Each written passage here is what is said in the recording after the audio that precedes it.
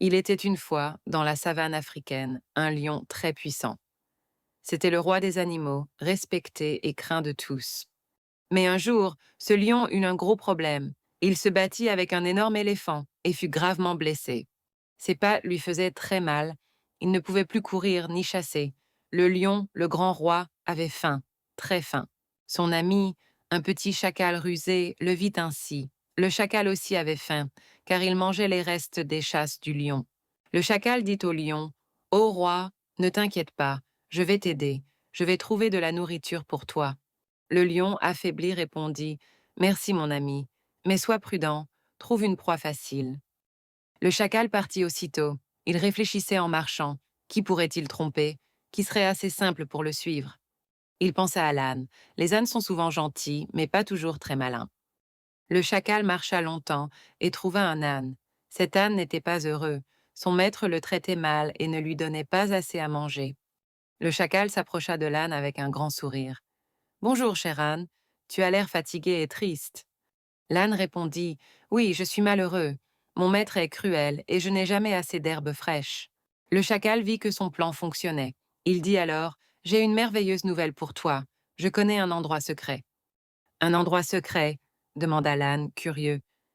Oui, s'exclama le chacal, un endroit où l'herbe est la plus verte et la plus tendre de toute la savane.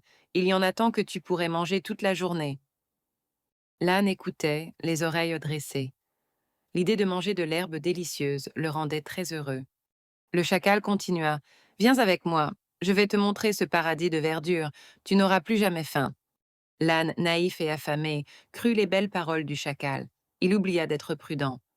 L'âne suivit le chacal. Ils marchèrent ensemble vers l'endroit où se cachait le lion blessé. Quand ils arrivèrent, le lion vit l'âne. Malgré ses blessures, le lion rassembla toutes ses forces. Il bondit sur le pauvre âne et le tua rapidement. Le lion était soulagé. Il allait enfin pouvoir manger.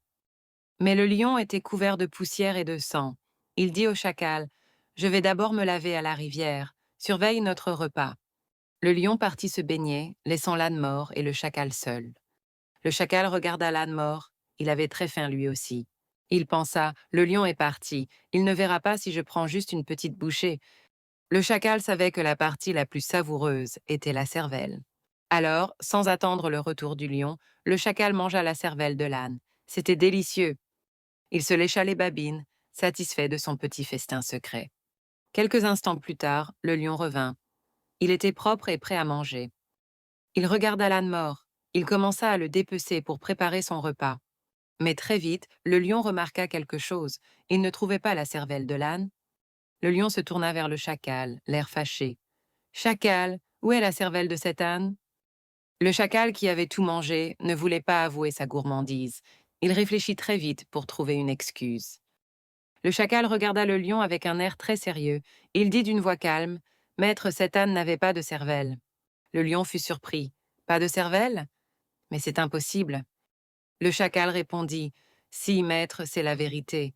S'il avait eu de la cervelle, il n'aurait jamais cru mes belles paroles. S'il avait été intelligent, il n'aurait jamais suivi un chacal jusqu'ici, sachant que tu es le roi de la savane. Donc c'est certain, il n'avait pas de cervelle. C'est pour cela qu'il a été si facile à tromper. Le lion réfléchit. Les paroles du chacal semblaient logiques. Un âne intelligent ne se serait jamais mis dans un tel danger. Le lion crut le chacal. Et voilà la fin de notre histoire. Le chacal a mangé la cervelle et s'en est sorti grâce à un mensonge intelligent. L'âne, lui, a payé le prix de sa naïveté. Il a cru les belles promesses, sans réfléchir au danger. Cette histoire nous apprend une chose importante. Il faut être prudent. Par de belles paroles, par des promesses alléchantes, on peut tromper les personnes les plus naïves. Alors, écoutez bien, mais réfléchissez toujours avant de croire tout ce que l'on vous dit, surtout si cela semble trop beau pour être vrai.